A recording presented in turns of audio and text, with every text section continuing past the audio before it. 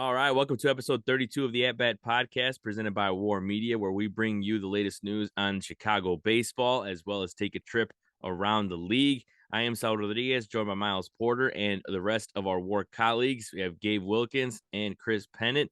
We'll start with you, Miles. How you doing today, man? Hey, doing good. Very fun World Series, just like I thought it would be. And congrats to the city of Houston. Congrats to those boys. That was a well earned win, and just I think they proved a lot. They proved a lot that they are a good baseball team. Period. I think that kind of puts that conversation to rest, and it's good. I look forward to what's going to happen next year. There's a lot of things to talk about today, so look forward to getting into it. What about you, Gabe? How's it going? Doing excellent, man. Doing excellent. Like Miles said, you really can't say nothing but great things about Houston for the wherewithal that they were able to show and go through over the course of these last several years and still find a way, to come out on top, putting together one of the most dominant postseason runs I think we've seen in the last 20 years. Is that bullpen was lights out and incredible. Definitely looking forward to talking about that game 6 as well as off-season talk as well, and among other things. How you doing, Chris? It was a long day yesterday. Gabe knows this.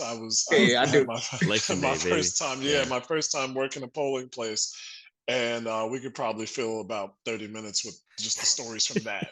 But none of them relate to baseball, so it's good to be on the show. No, yeah, I was telling Gabe before we came on too. I was like, I've done that before. I've only done it once because I know Gabe said he's experienced. He's had, and I did it like in high school, and it was like the whole all the long hours I was not used to. Because if I did that now, I think I'd be good just because I like go to sleep at like 3 to 4 a.m. So it's like I'm used to it by now. But like not like that, yeah, I can't imagine it's. And then also dealing with some of the people I was with that one day too. But again, like you said, we could probably fill 30 minutes with 14 hours of work. Yeah, 14 hours. That's all I'm oh gonna say. God. If you got it in you to do it, you a real trooper. Yeah, true that. But we'll start talking about Chicago baseball, and Chris, you weren't able to make it last week, so we kind of want to get your take on the Pedro Grifol signing for the White Sox. What did you think overall on that? And were you surprised, honestly?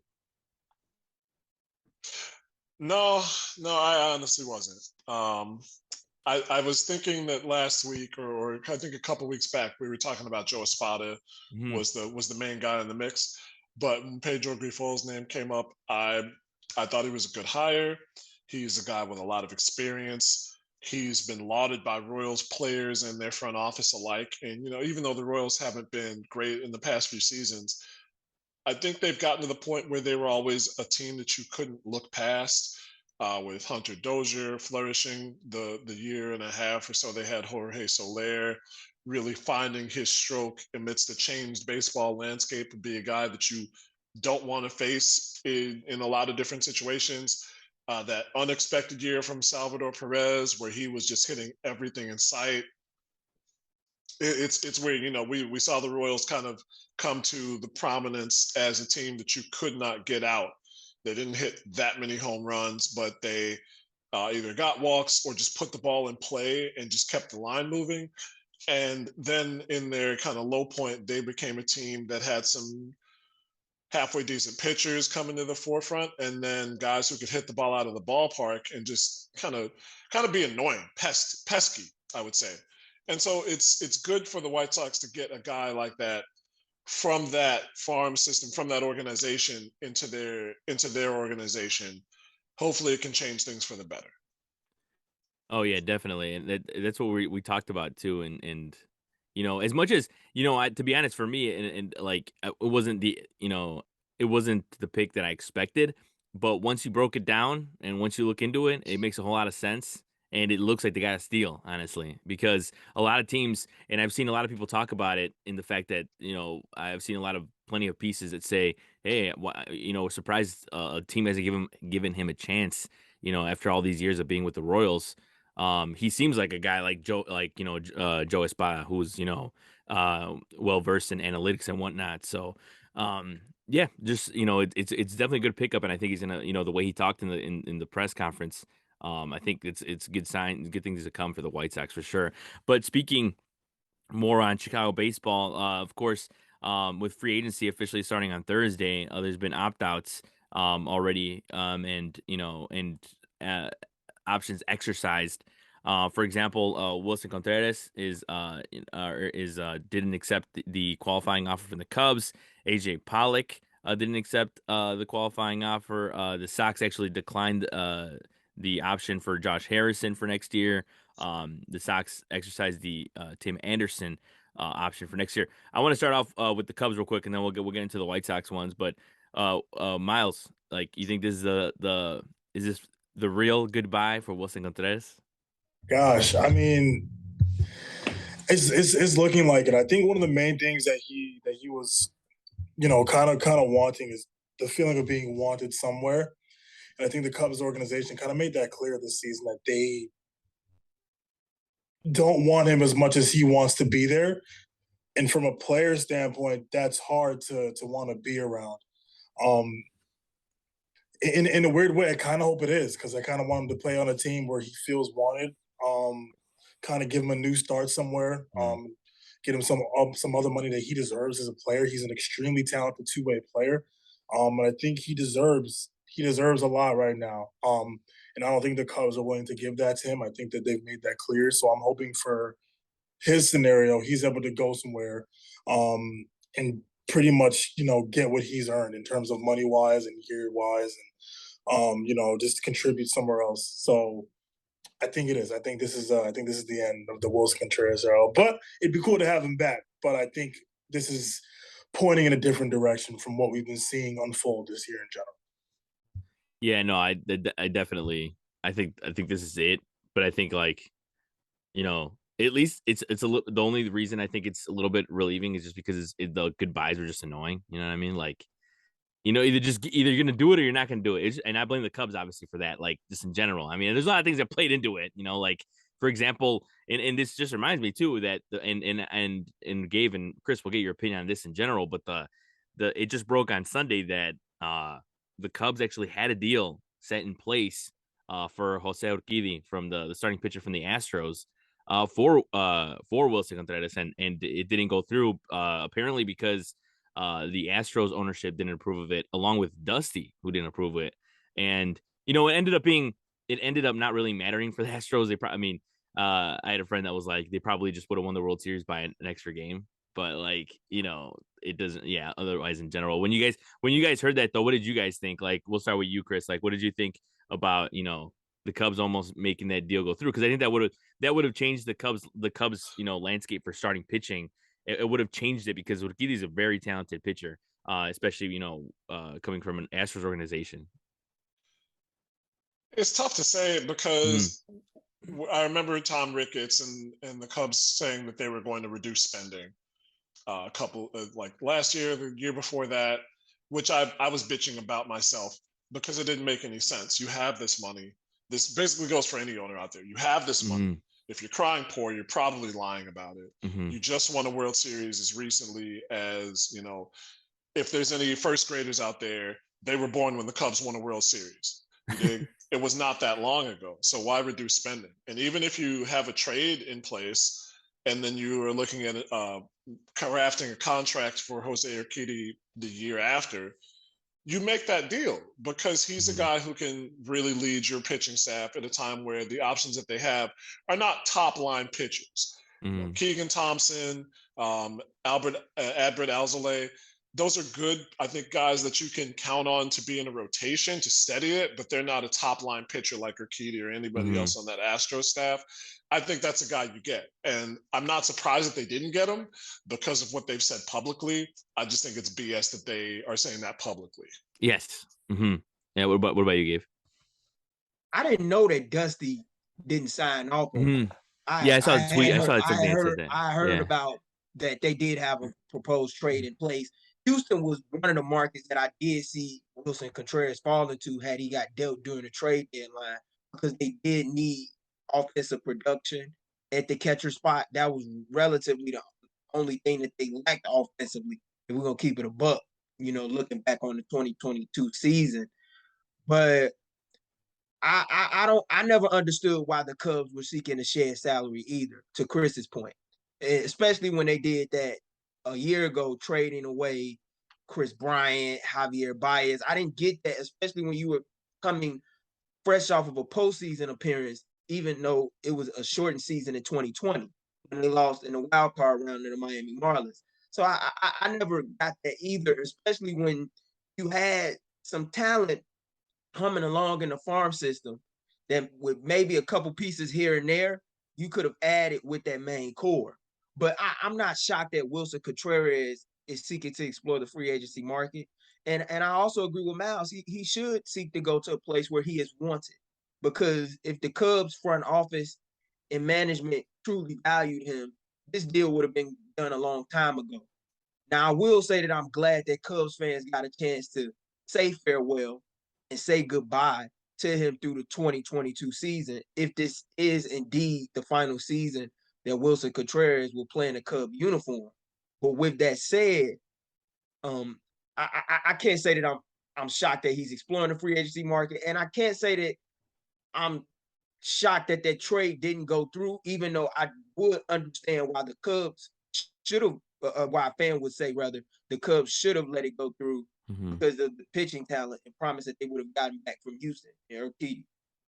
Yeah, and then it was Jeff Passett from ESPN that tweeted out saying that they had to get ownership approval for it, but Crane, the owner, I think it's Jim Crane, leaning on input from Baker, spiked the deal.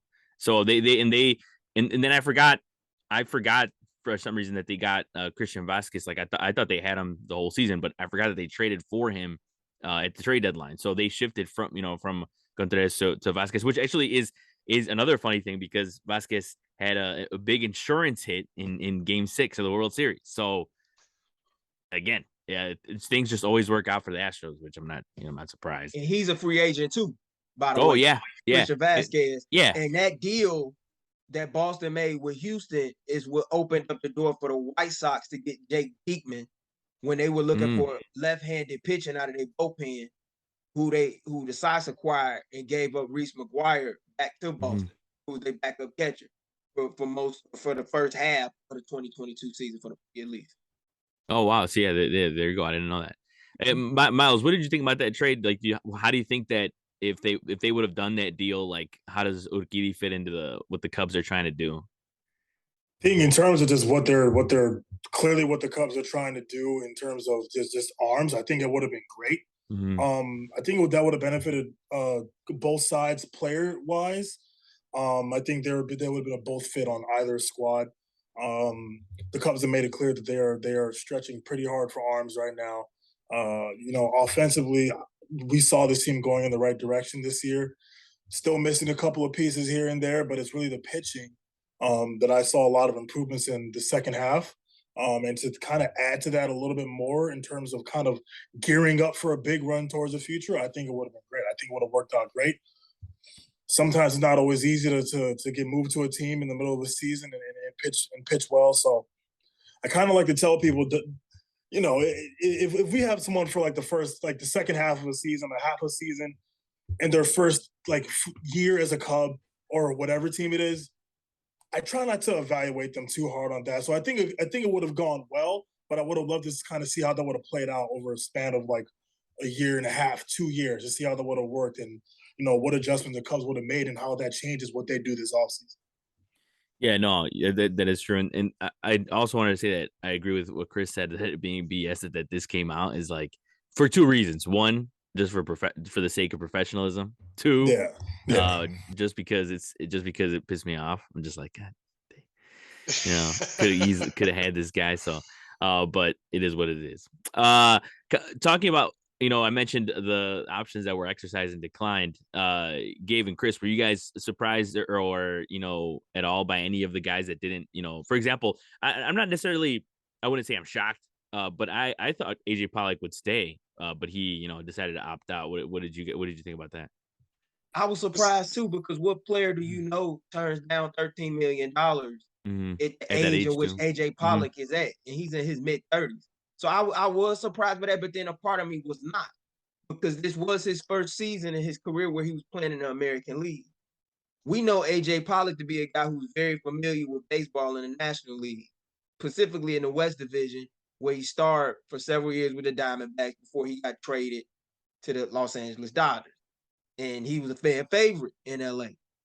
Hit the ball rather well in the 2021 NLCS series against Atlanta.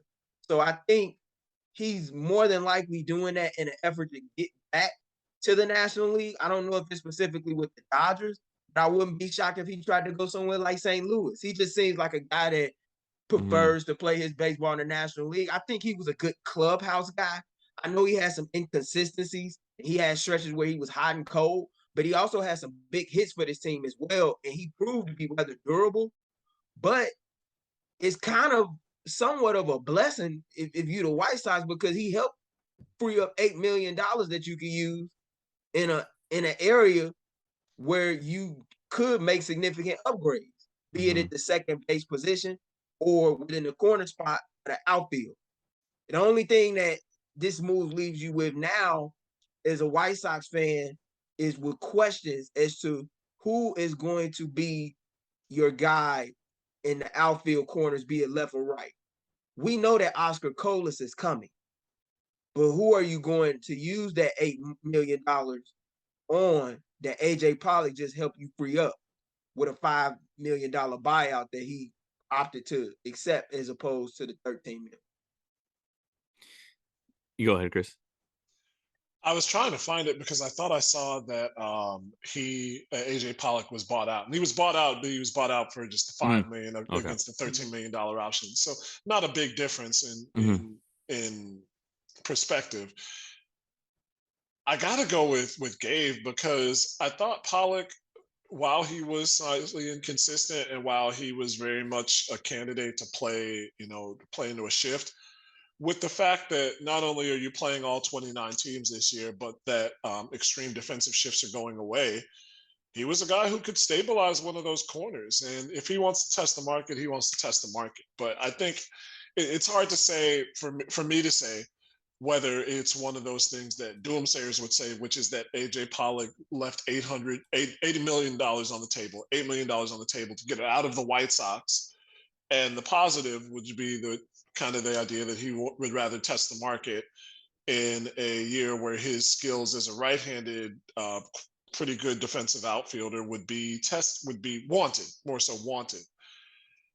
It does. I think it sucks for the White Sox just because you have to go on one corner or the other in the outfield. They haven't had a right fielder for a long time, a quality right fielder, really since Avi Garcia. And I know people would disagree with that, but that's my position on it. And while Oscar Colas is in the minors, and I think that he should definitely get a look as early as opening day, if not early May, I think Eloy Jimenez is a DH now. And if he's not, he really should be. And so that means that you need to have somebody for left field too. So that's another question that you have facing. Josh Nelson at Sox Machine, Jim Margulis said the exact same things. And so you have to not only fill right field, but also left field and second base. Do you have a good candidate on the roster who can fill either of those latter two positions right now? Second base, maybe. Left field, less likely. So that's something that you have to look at over the offseason. Whether it's in a trade, whether you try to find somebody who would be willing to take Andrew Vaughn or Gavin Sheets, or whether it's in free agency. Yeah, no, and that's the one thing too that the White Sox have is that have plenty of options in the sense of which direction they want to go in, whether it be, to deal a guy or to, sign a guy or whatever. So, that's a good thing, for a team that, has a lot to figure out. They also have plenty of options. And I think the whole managerial role, and especially that they got that out of the way real quick. I mean, I'm sure that was the plan, and that's, the smart way to go about things is because, you want, the manager to bring in players or to, you want the players also to see that they have, a competent manager ready to go. So, yeah, it's good. And then, all right, so we'll shift over to the World Series. Since the last time we recorded, Game 6 happened, and the White Sox, the Astros ended up winning 4-1 and clinching the World Series 4-2. It's another thing too that nobody really was shocked, but I thought it would at least go 7 at the end of the day once I was looking at it, but when you really break it down, the Astros just outplayed, the Phillies, and it's funny because like after looking at the series and kind of look, as much as you got to give credit to the Phillies in general. If it wasn't for that, game one comeback, it could have easily just been 4-1, and nobody really would have batted an eye in general. But yeah. So another thing on it too was Jeremy Pena got the World Series MVP, which I was a little surprised, and me and Gabe talked about it the day it happened, but I just thought it would be been Valdez, especially with the way he pitched that day. But we'll go around. Miles, what did you think overall? Not just about the World Series, but that Game 6, and it was a pitcher's duel. With Zach Wheeler, but eventually Houston, was able to get to it. And you know what? With that game too, and just kind of going into it is Schwarber hit that home run to make it 1-0, and I thought we're going to game 7. And then bottom of the inning, the Astros are able to get a 3-run. I don't even know how to describe it. It was a 3-run nuke from Yordan Alvarez. That ball to center field in Houston too, which is super deep. And I don't remember exactly how far it went or whatever, but it seemed like it went 200 miles an hour also. But yeah, I mean 4-1 Astros. Miles, we'll start with you. What did you think overall about that game and just the Astros winning it all?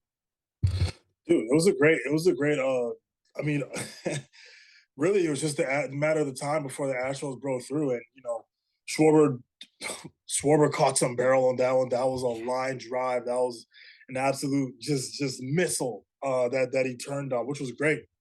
Yeah, I mean, overall, I was very satisfied with the pitching. Really, the Astros just broke through in that one inning, and then when you give up a home run like that of that kind of stature, you don't really feel all that great about yourself as a ball player. It doesn't matter if you're on the mound or not. That ball was absolutely sent to the moon and back. So I think it's just a matter of just once the Astros kind of held on to that, they had it in the bag. They had it in the bag, and once again, props to that pitching staff because they were carving through that entire lineup, K'ing them 12 times. When they were up 1-0, I was thinking to myself, okay, this is some good momentum. But I wasn't sure yet because I'm like, they are playing the Astros. This is a team that is extremely seasoned. If they want to silence the Phillies right now, they'll do it. That's what they ended up doing. And, I thought it was a great, way to cap off the season. Valdez, are you kidding me? Just pinpoint accuracy. Everything he's throwing is just moving, and he has such a deceptive windup. And I kind of always talk about that just from his he has a kind of weird motion as well. Kind of what I got into last week. Amazing job by him, and also a great job by Wheeler as well. Gave it up a little bit towards the end, but I think overall the pitching during that game was great. Both teams stayed in it and fought to the very last out. So it's a fun World Series, very fun World Series to watch. Yeah, and one thing I also wanted to mention too is Dusty got his World Series. Yeah, finally. So that was good to see in the way they celebrated with them and all that. But yeah, Gabe, what did you think overall about Game 6 and the Astros winning it? Yeah, but before I get into Game 6, to add to your point on Dusty, he's also the third Black manager to win a World Series, and he happened to do it in a World Series that hadn't featured a U.S.-born Black player, which was the first World Series not to feature a U.S.-born Black player since 1950, I believe, according to the Associated Press, who wrote a tremendous article on that prior to Game 1 of the World Series. But one thing I say about Houston, to be brief, is that they show what they have shown all year long, which is resolve. And everything comes back full circle because first game of the playoffs, you're down with 2 outs. Who comes up to the plate? Gives you a 3-run home run to win the game. Yordan Alvarez. Bottom of the 7th, 1-0 game. You need a hit. He sends it out with a tracking number, 450 feet. Everything just came full circle for this team. Whenever they needed a big hit, in the 6th inning or later, Yordan Alvarez always provided that. And I believe he's the first player to ever hit 3 home runs in a single postseason within the 6th inning or later. And you add that on top of a bullpen that went on a run throughout the entire playoffs with an ERA under 1, like that's unheard of. So you pretty much were done when the game got to the 7th inning or later against this team. And also Philadelphia, who was the hottest offensive team going into the World Series among all the teams in the playoffs, they batted under 200. That's what sticks out to me the most. Just looking at the entire series, as far as the game, Framber Valdez, I believe, would have had a significant case for the World Series MVP had he not gotten rocked by Kyle Schwarber.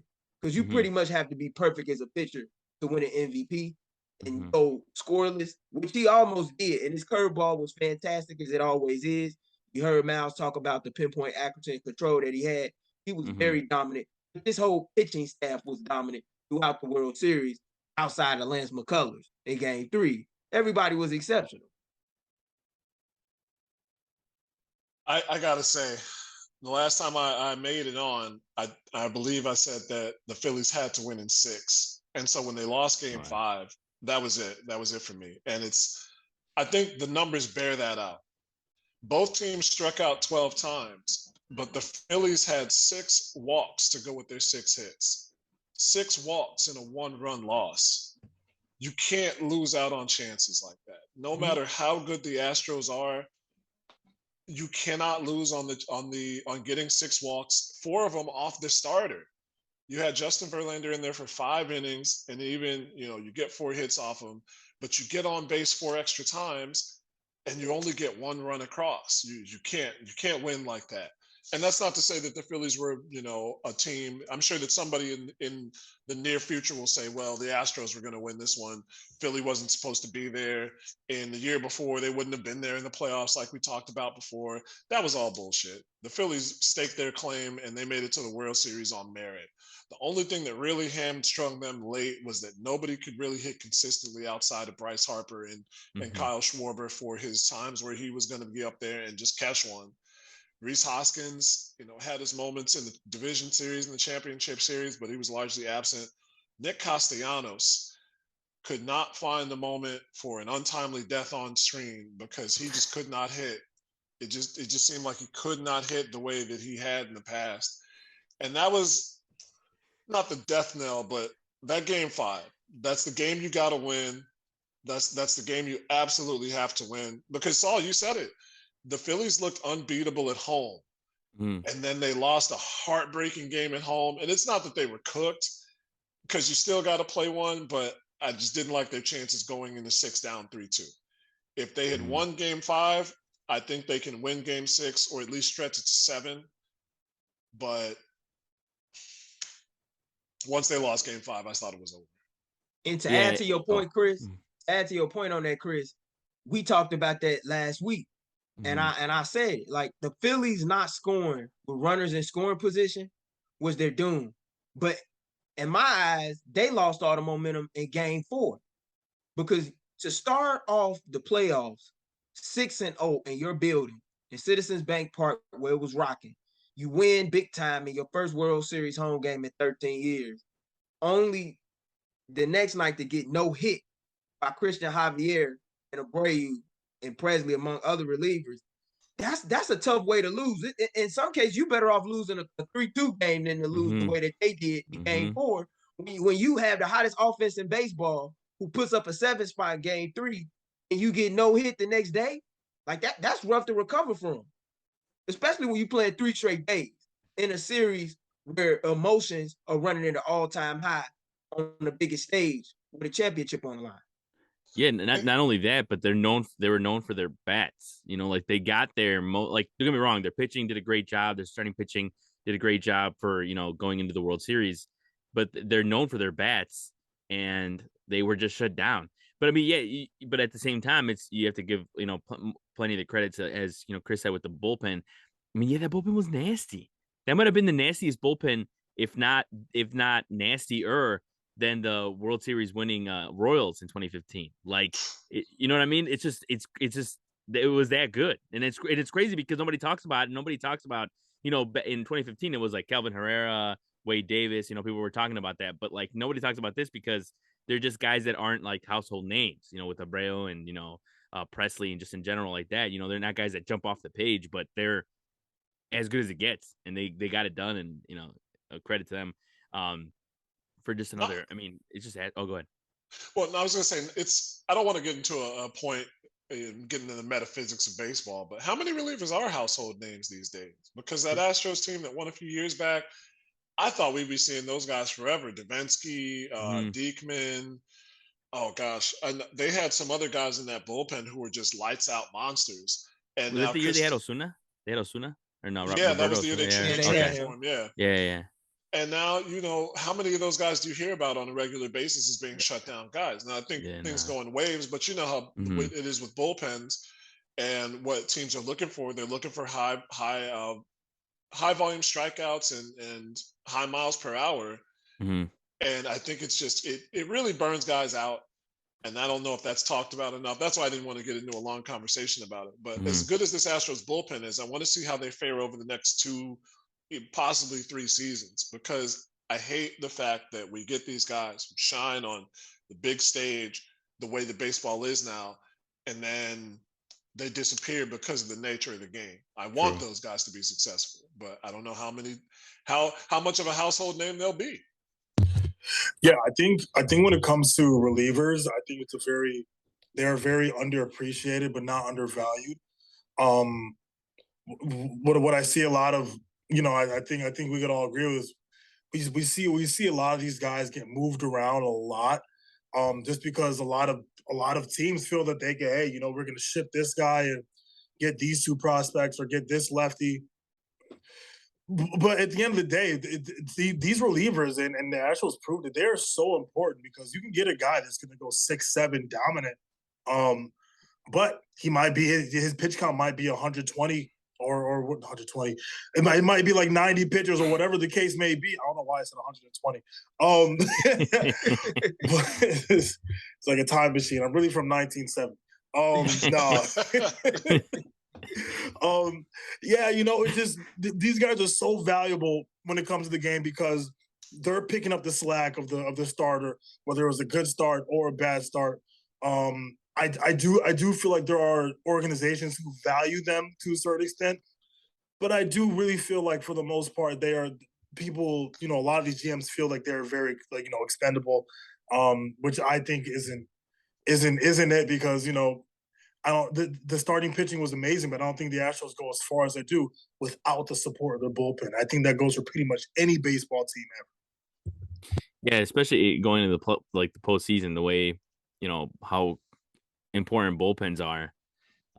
You don't see a lot of teams that win without a pretty great bullpen. And what's funny is that kind of talking about that and related to Chicago, I did think besides and again this could be a whole segment, but talking about the Cubs bullpen in 2016, I don't think was like it didn't stand out to you, and yet somehow they were able to win. I mean, they were trying to close it out with C.J. Edwards, Carl Edwards Jr., and then they closed it out with Mike Montgomery, and that's just like they're not bad pitchers or anything, but like it's just funny to me. It's obviously it has to do with the fact that it was also the 10th inning, but still, there wasn't, besides Aroldis Chapman, there wasn't like an overpowering arm that you're gonna be like, oh my god, but it's just the way I guess baseball works, especially after the year that was after the year that the Royals won it with their bullpen. So I thought that's particularly funny.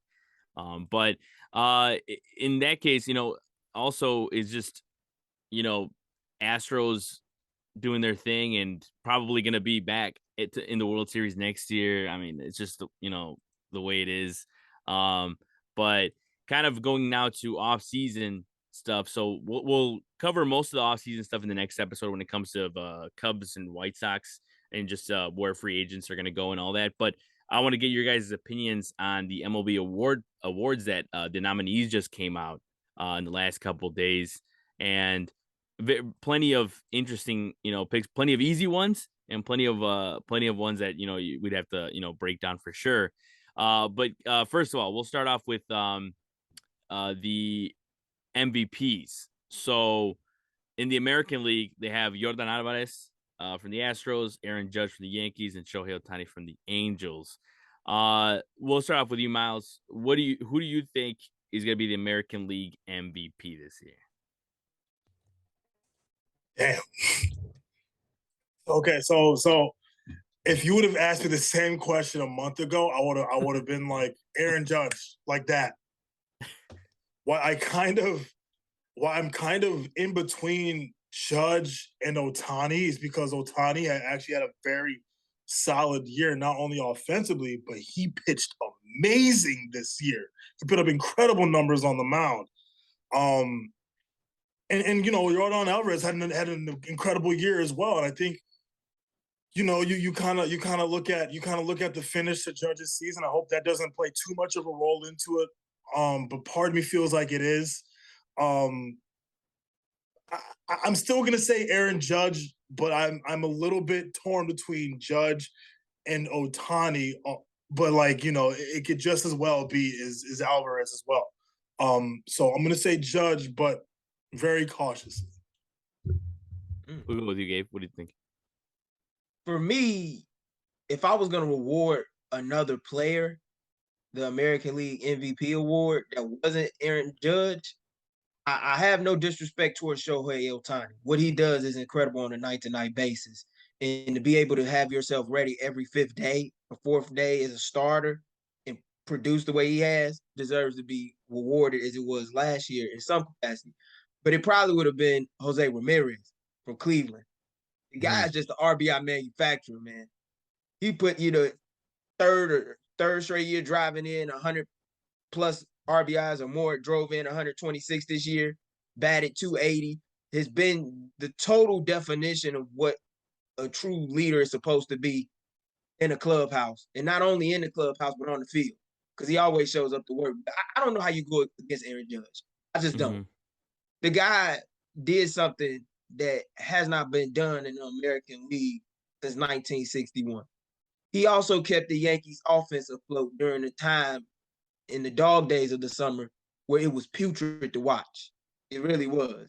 To me, you take Aaron Judge off of the New York Yankees, they are a fringe wild card team.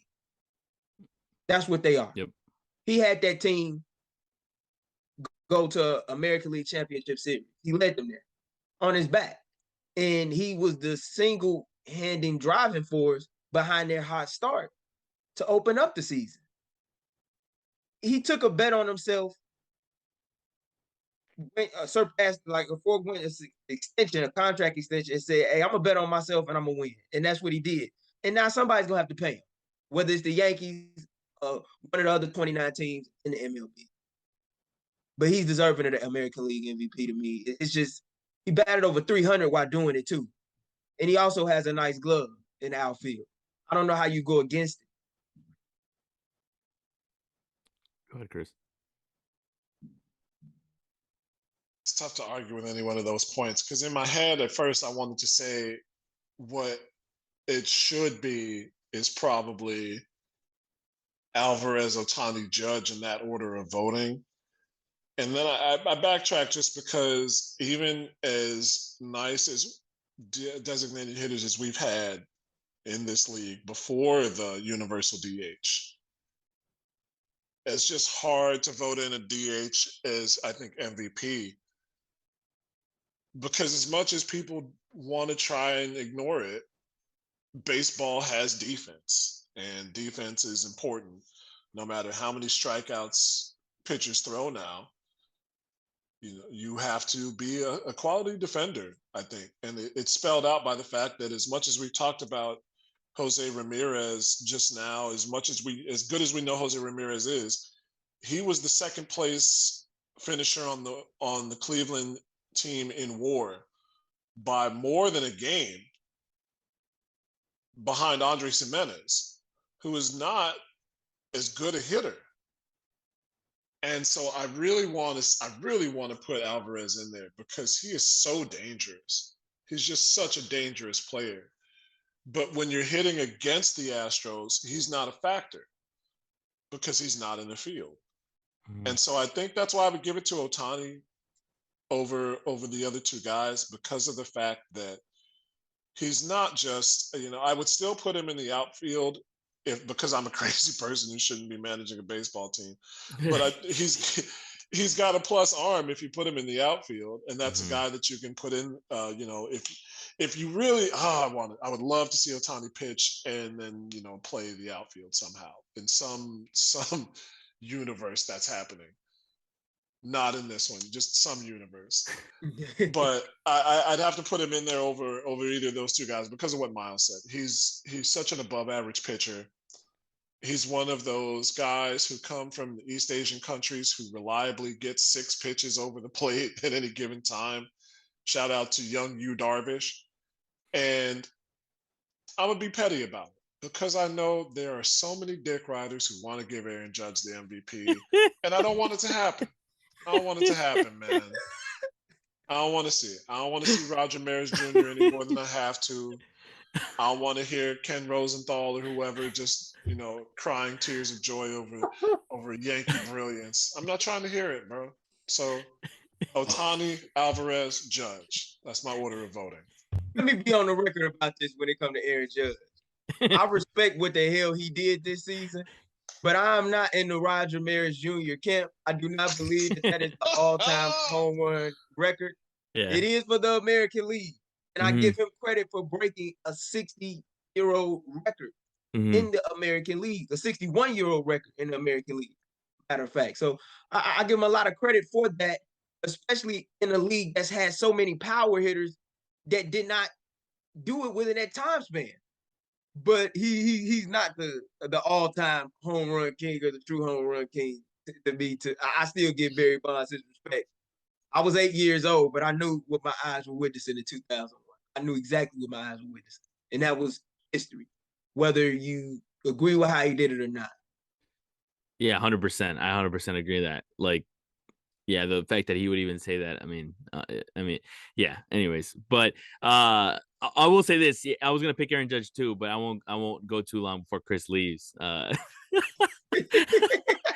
no, I was gonna say Aaron Judge just because of the historic aspects of it.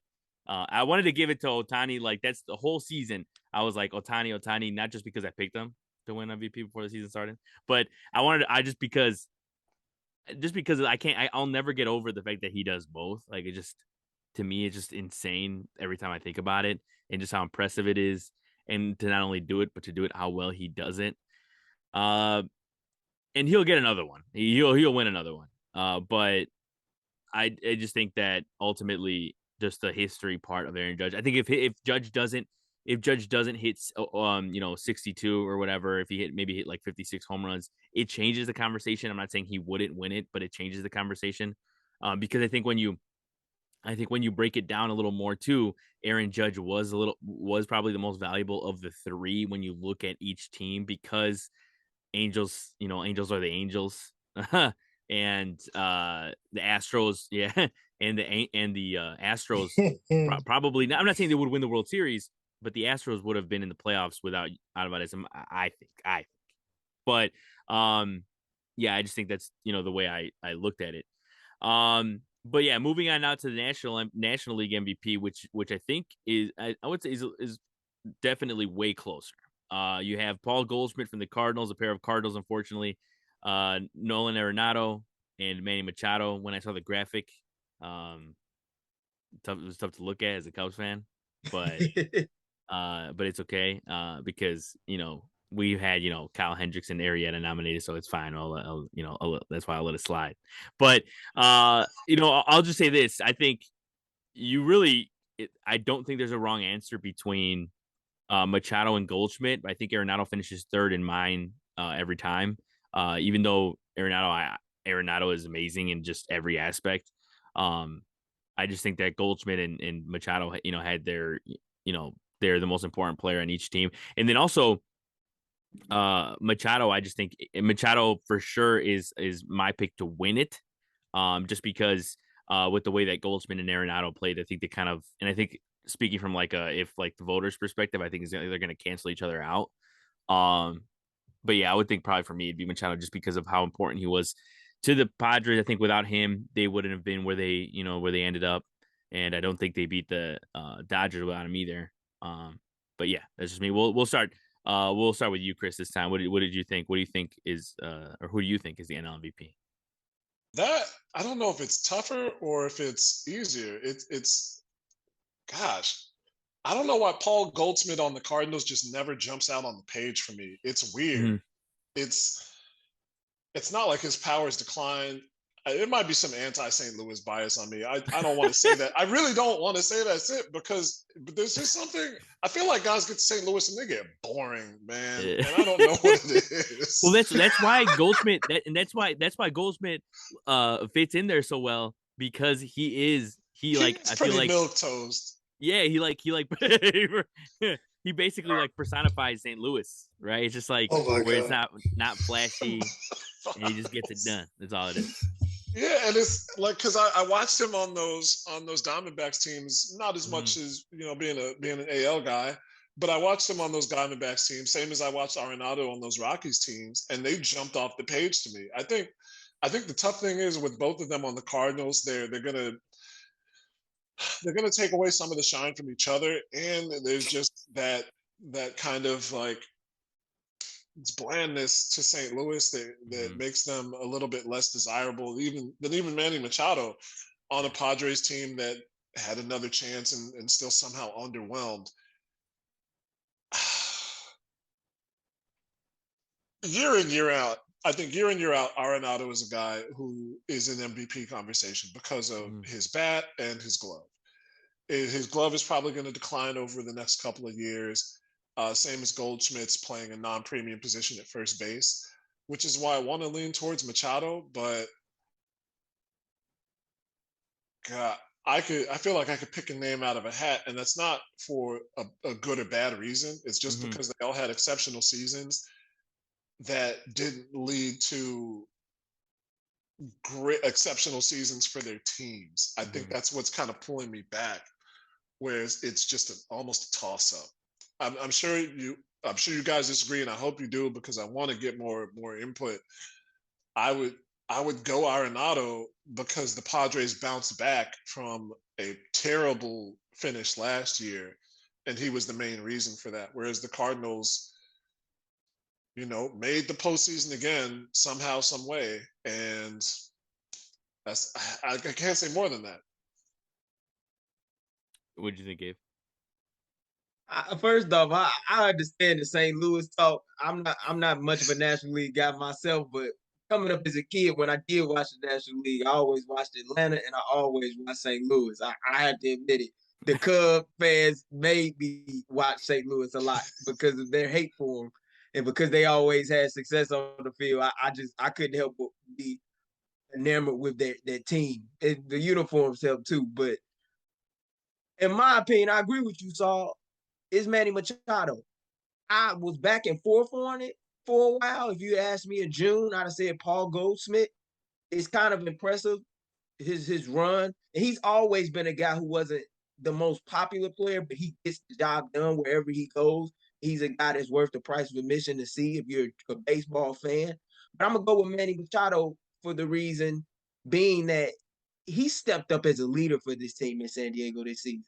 You think about everything that transpired and took place with Fernando Tatis, thinking he was coming back off of his injury to get suspended for PED usage. And nevertheless, Manny said, "Hey, I'm here. You paid me the big money for a reason. I'm going to show you why." He batted close to 300. He hit over 30 home runs. He drove in 100. And he showed leadership each and every day. And even though they did underwhelm in the LCS, who had them even getting to the LCS? I Mhm. know this is a regular season award, but Manny Machado had a excellent year, and I believe he deserves to be rewarded for it.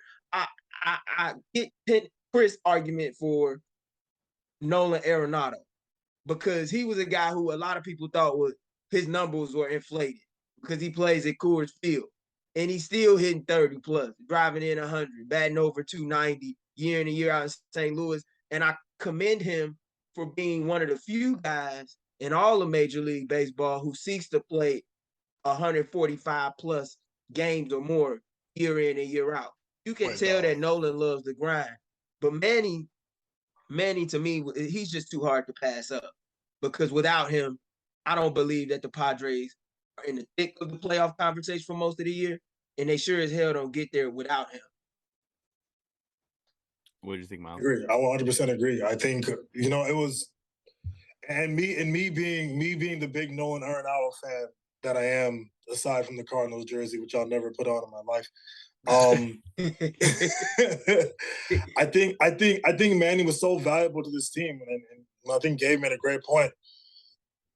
They needed that leader, and he was that leader this year. On top of being that leader in the dugout, and then performing as well as he did.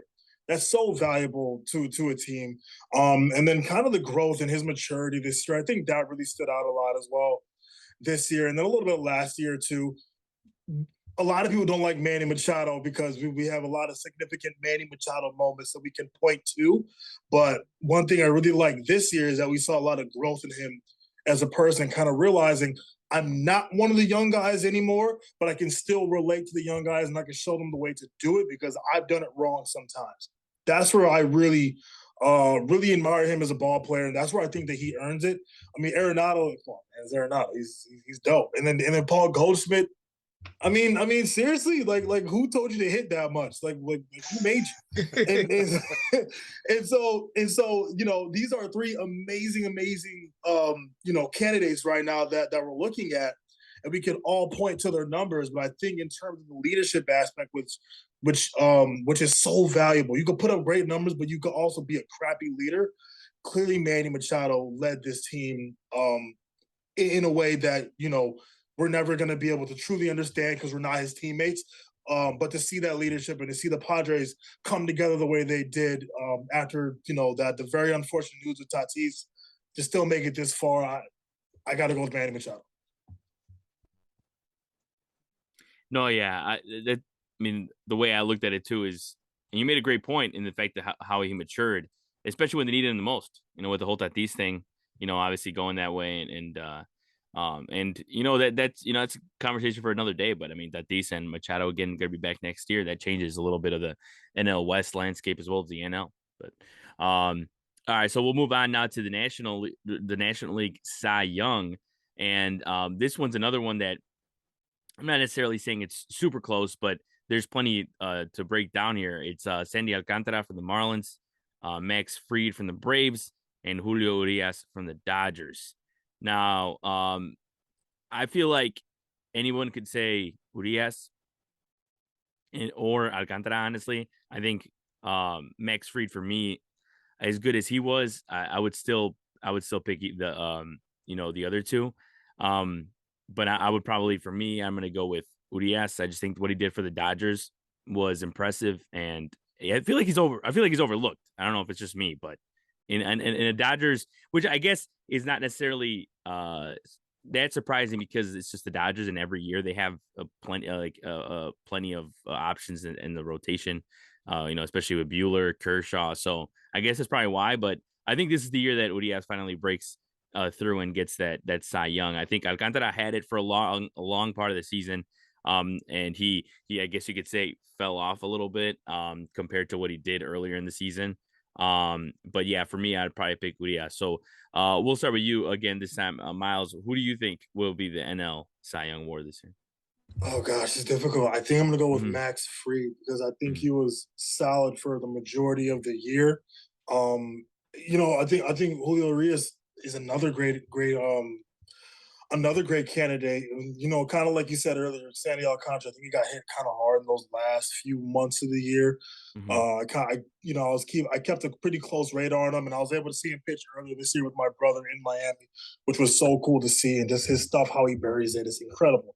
But I'm leaning towards Max Fried. I really am. I think his command on the mound, his consistency throughout the season, aside from a few starts here, also towards the end, where he got hit pretty hard, where the Braves needed him the most. I just like the year that he put together. I really did. I think he's also young enough to the point where I think he's gonna be even better in even 2 or 3 years on the mound. So I'm going with Max Fried, but also Julio Urias, an amazing year on the mound, and he's had quite this story. He's gone through quite a lot with the Dodgers. So to see him pitch as dominant as he did this year on the mound, it's incredible. You can go with either one. I'm going to go with Max Fried. Go ahead, Gabe. I have to award pitchers in this era who don't care about pitch counts. I have to award pitchers in this era who go over 220 innings in a season, as well as look to take the ball in the bottom or top part of the ninth with their team being up. I just admire that. And there's only one guy on this list that did that night in, night out when he was dominant, and that's Sandy Alcantara. 228 and 2/3 innings. I don't know if we'll ever see that again. And it took the Miami Marlins shutting him down in order for him not to go over that. Mm-hmm. Yes, towards the end of the season, he got rocked, but he was getting rocked by some damn good teams, with the LA Dodgers being one of them. You kind of just have to tip your hat, to that offense, as great as they are some days and nights against many teams across the National League and beyond. But Alcantara is the definition of an ace to me. And that's a guy who Miami can build around. And it just makes me wonder, could you imagine if they had him and the late Jose Fernandez together with that 1-2 of a punch? Miami has a tremendous amount of building blocks that they can use for the future if they do aspire to become a winner someday in an ever tough NL East division. But Alcantara is the main piece. And I know St. Louis has to be kicking themselves for how did we let this guy go? Mm-hmm. Because he's the Cy Young to me this year. And he managed to pitch that many innings and still have an ERA under 3, which is very impressive to me. He didn't win 20 games, and he had talent to where he could have, but he just didn't have the pieces around him to, in my opinion, to do that. But he is the Cy Young Award winner to me, without question. Go ahead, Chris. I got to agree. It's not just because we're hearing Alcantara's name month in and month out. It's because, and I love I love Julio Urias. Sorry. I've been wanting to see him break out, like you said, Saul, for the last few years now. And I think with Walker Buehler going down, that magnified his role more on the Dodgers, and he was allowed to shine. He was able to shine, and he shined. I've been waiting for him to shine the last few years now, because another dude with glasses, we gotta like them when they get that run. But Alcantara on the Marlins, this year's iteration of the Marlins, who are still kind of finding their way in the wake of Derek Jeter's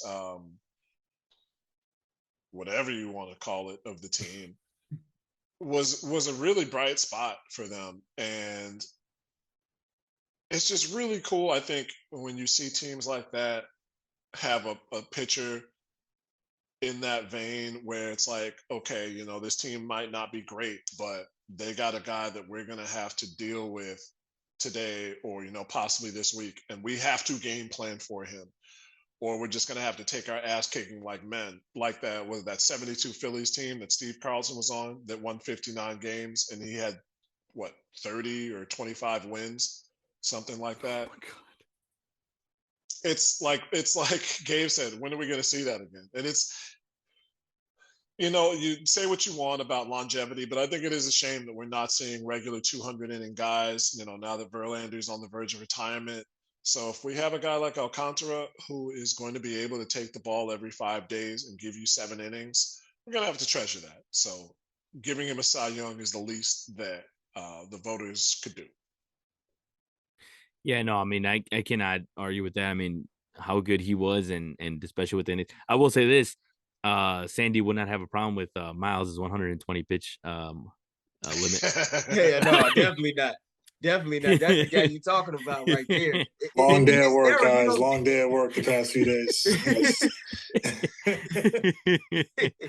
All right, so because of time, we'll finish off with the AL Cy Young, but I left this one last on purpose because, of course, it actually involves somebody from Chicago in this one, as of course it is Alek Manoah from the Blue Jays, Justin Verlander from the Astros, and of course from the Chicago White Sox, Dylan Cease.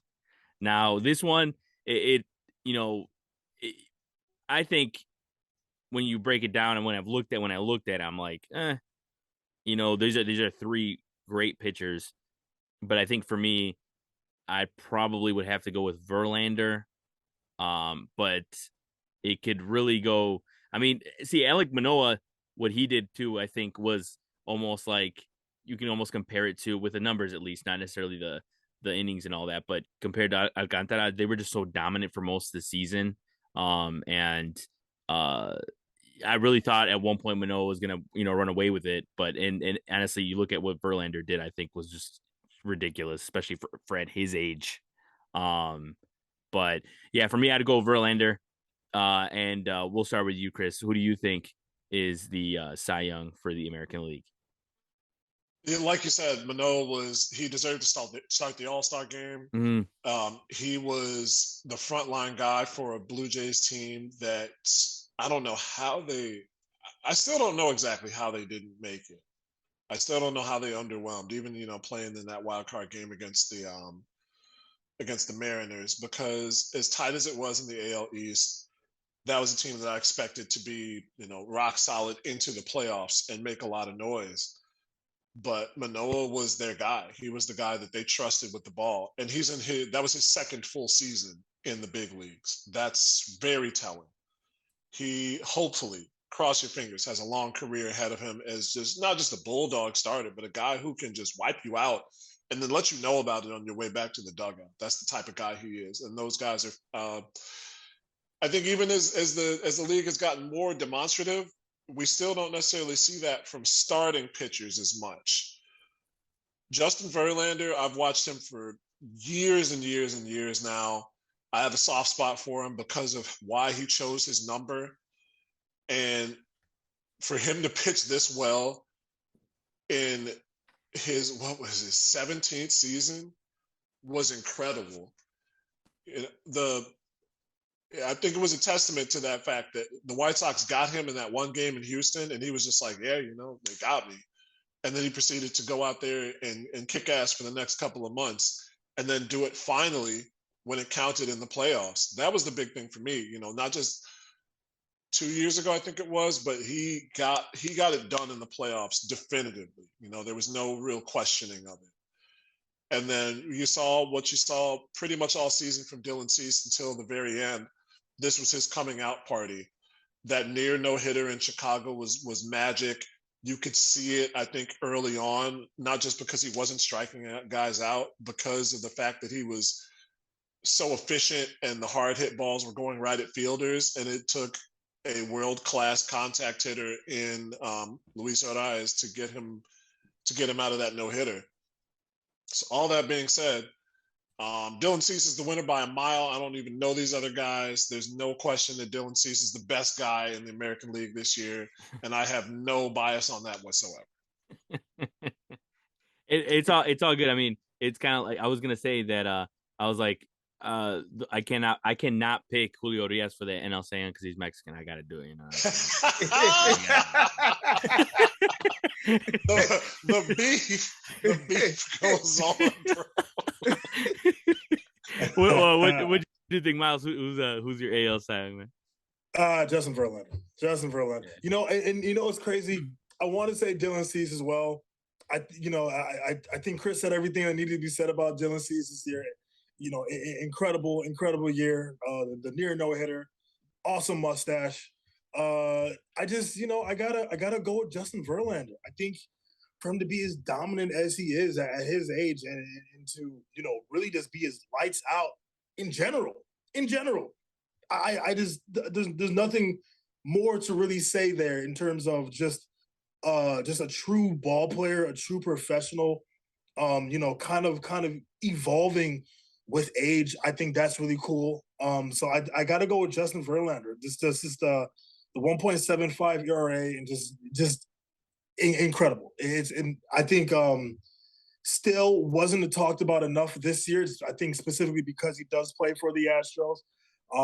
But I think for me personally, and what I look for in teammates and ball players and the people who I admire and what I'm seeing, I got to go with Justin Verlander. I think he absolutely dominated this year.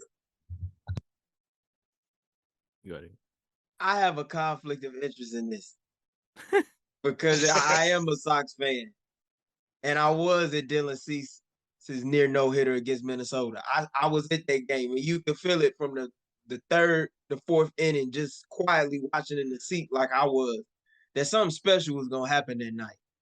And I've been to 2 near no hitters, and that one by far was the one that I'm still shocked was not a no hitter because of how dominant he was on that few pitches.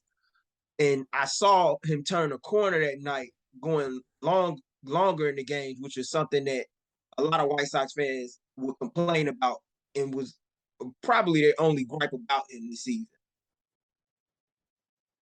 Verlander, yeah, incredible. For a guy that only pitched 6 innings in the last couple of years coming into this season, to do what he did, impressive.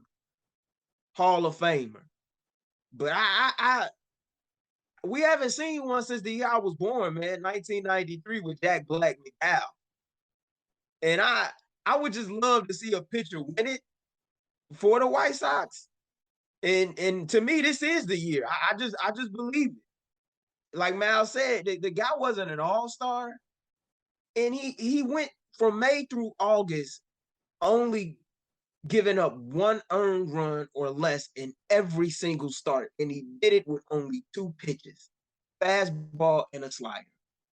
He has a curveball that's underdeveloped and a changeup that he's still working on. He was still able to be that dominant. And every time he took the mound, I was of the mindset that it was a win. Verlander, I think he will get it because of the narrative. And he's a deserving winner. I want to make that clear. But I think I think it's time that a Cy Young Award winner is back on the South Side, and I think they will have one when it's all said and done. I'm hopeful. I mean, the guy he wasn't an all-star according to what they said, but anybody who watched this season, I think they knew, and I think even Verlander kind of knew, and I think Verlander's injury toward the latter portion of the year opened up the national audience's eyes enough to see Dylan Cease to know, hey, that this guy's a real deal. He's only going to get better. All right, but yeah, so Miles had to leave us, but he'll be back for next week's episode. But one thing I wanted to say for the American League Cy Young was Dylan Cease. Yeah, I mean he's on. I think he's gonna, if he doesn't win one this year, he's gonna win one eventually. He's just too nasty, and also just still developing with his pitches, as you said, Gabe. With if he just I feel like he's that close to being one of the best, if not the best pitcher in the American League, let alone in Major League Baseball. Like, he's that good. His stuff's that nasty. And to be honest, is having in the Cub system, I never expected him to be at least up to this point. I thought him to, he could have easily been a 2, but now he's a full blown ace. So yeah, I think that's it definitely. If he ends up with the upset, I would not be upset, no pun intended. But I think it's going to be definitely interesting to see where they go with it. But you are right in the fact that it's a narrative thing with Verlander. He's probably going to win, especially because his career's coming to a close, whether it be this year, next year, whatever it is. So we'll see what where they go.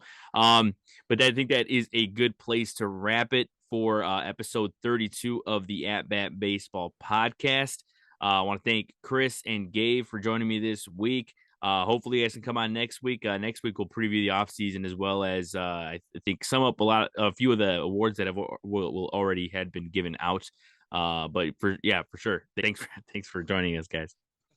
Appreciate it, man. Anytime. Only three winners in the history of the White Sox franchise to win a Cy Young Award. Hasn't happened since the year I was born. Dylan Cease will be the 4th. So I hope he's able to capitalize on it, because it doesn't come that often on 35th and Shields. That's for sure. Yeah, That man. is true. I remember when Early Win won that one. I was about 15. It was going off at the soda fountain. And I think that's a good place to end it right there, guys. So hopefully, if Dylan Cease wins it, I'll be thinking of you guys. So all right, guys. Hopefully everyone has a good week, and we'll see you next episode. That's it.